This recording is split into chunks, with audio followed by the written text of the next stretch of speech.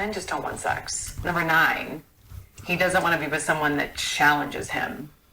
No, actually, men do like a little bit of a challenge, but what they don't want is a woman who tries to argue her point while putting him down or becomes so argumentative that once again it turns into a competition. I would say the majority of men don't just want to be with a Barbie doll. They like intellectual conversation. They want to have intellectual stimulation. They like a playful woman, a woman who is not too serious, a woman who can take a joke and who has some sarcasm in her. Some of my comments I see on a daily basis are men saying, wow, like I love a beautiful, smart female. Nothing is more attractive than a woman who is elegant, classy. Just a quick joke. But she knows who she is. We're going to have a joke time here.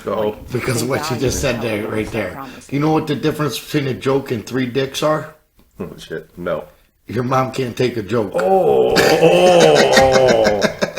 He doesn't mean that, Mom. Oh, yeah. Oh, my God. It wasn't to you, Mrs. Kennedy. I'm sorry, man. It's just a joke. But carry on.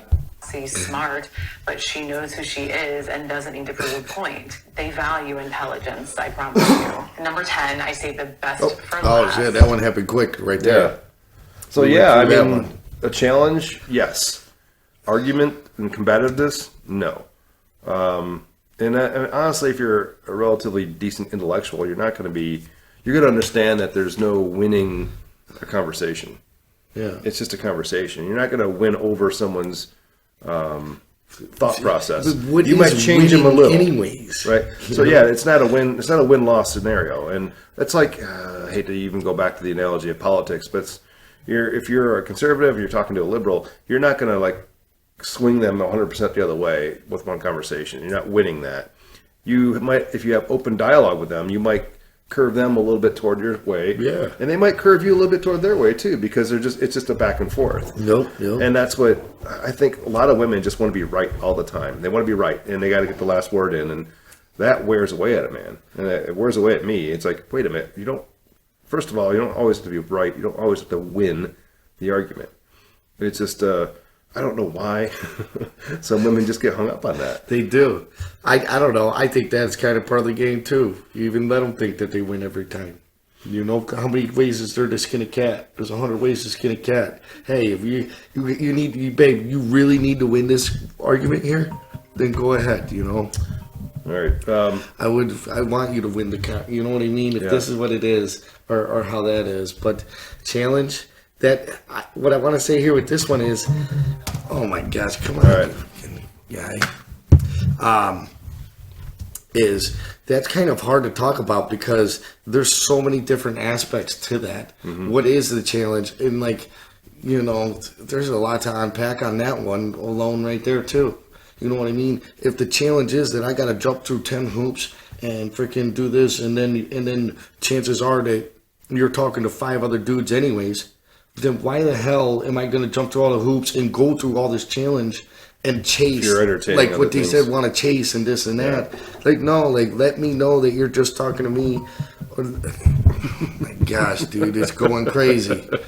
All right, I got one more point to make on this one, and the last one I think is pretty quick, but be careful with your challenges. You know what I mean? If you do want to challenge your man. So the last point for challenging him, it's like, there's also, like, how do you treat a puppy?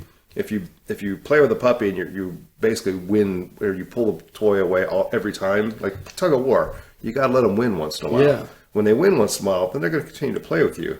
Yeah. But if you're constantly ripping and winning, they're eventually going to be like, no, I don't want to play with you anymore. Yeah. And so if you're constantly winning arguments, or what you perceive as an argument, you're constantly winning, eventually you're going to stop playing. And I'm not going to play that game anymore, and moving on.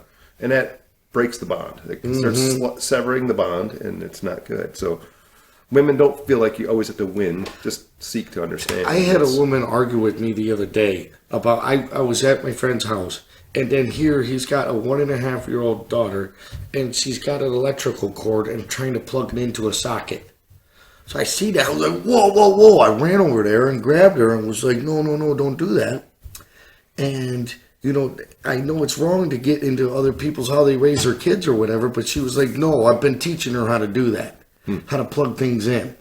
And I'm like, what do you? This is like 2,500 kids die a year from this, or some weird statistic like that. Like, don't be a part of that statistic. And then it was like I had to discuss and argue with her, and eventually just let her win because I wasn't going to win, and I don't even understand how. Like, how do you have that thought process to let a kid play with electrical socket? And I plug it in, sure enough, dude, there's a huge blue arc and shit. I'm like, God, dude, if that kid's fingers were right at the end of that, it could have been the last time that she plugged something in. Well, I have my theories about warning labels and fitting the oh herd, but God. we'll go on that another time. I just couldn't believe that one. But we can move on to number 10. Let's move on to number 10.